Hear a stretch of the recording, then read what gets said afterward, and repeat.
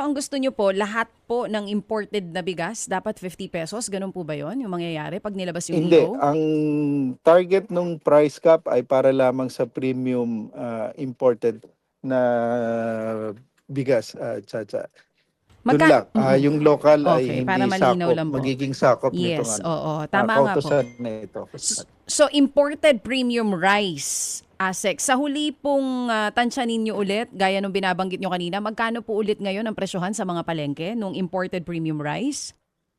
Yung sa palengke, yung ayon sa monitoring natin ay nasa 60 pesos, pero yung mura ay nasa 50 at yung pinakamahal nasa 65. Yung prevailing ay 60 pesos. So ibig sabihin ito yung madalas na presyo na nabibili, pero yung sa pagtaya natin ay kaya nga siya hanggang 50 pesos. Oo, ito nga po, tinitignan din namin ngayon, ang pinakamura ay 55 pesos, pero yung pinakamataas sa mga markets ngayon nasa 63 pesos. ASEC Arnel, ayan, magandang malinaw sa mga retailers din natin para at least aware sila na this is just for imported premium rice at hindi po para sa lahat ng imported na bigas.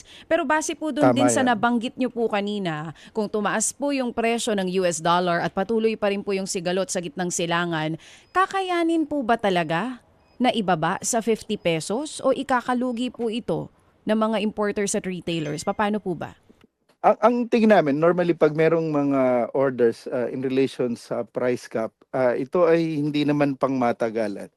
It's just a temporary stopgap. Pag nakikita natin na merong mga pagtaas sa presyo, kagaya nga nitong, ito kasing 60 pesos na presyo ng bigas sa premium imported na bigas.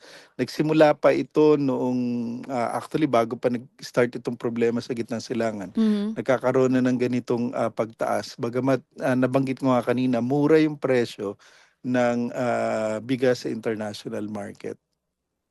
So ASEC, para po sa inyo, para sa DA, kakayanin. At sa mga balita nga po lumalabas, kung hindi po susunod yung mga retailers dito sa price cap, itatap nyo daw po yung PNP. Ano po exactly yung gagawin nila?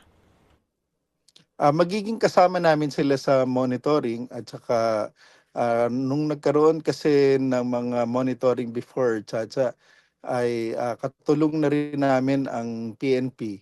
At ngayon, kung makakasama muli namin sila, pwede namin silang para magkaroon ng pagtingin o pag-review or pag-imbestiga kung saan nanggagaling yung kanilang mga source nitong ibinebenta na premium imported na bigas na kung sa tingin namin mas mahal doon sa itatakda talaga ng lalabas na kautusan. Sabi niyo po nakasama niyo na noon ang PNP. Ano po exactly ginawa nila? No, nag-i-issue sila ng violation dun po sa mga hindi sumusunod sa price cap? Paano pong gagawin dito paglabas ng EO? Para lang po mas malinaw. Of course, iintayin namin yung magiging finality noong Mhm. provision sa EO kung ano magiging role ng kapulisan. Pero mas maganda dahil kung mailalagay doon sa possible executive order na talagang makakatulong sila papunta, pagtukoy talaga kung saan yung mga warehouses, saan nanggagaling ang source. Kasi doon sa Anti-Agricultural Economic Sabotage Law, kung merong profiteering, kailangan malaman talaga kung saan ang source nitong mga bigas na ito. Mga kapatid, patuloy po kayong tumutok sa 105.9 True FM para sa totoong balita, impormasyon, music, and entertainment. Mag-subscribe sa aming YouTube channel at podcast at sundan nyo kami sa Facebook, Instagram, X at TikTok sa True Network PH. Bisitahin din po ang aming official website, truefm.ph. At panoorin din kami sa True TV Signal, Channel 19. Kami po ang 105.9 True FM. Laging true sa'yo, kapatid.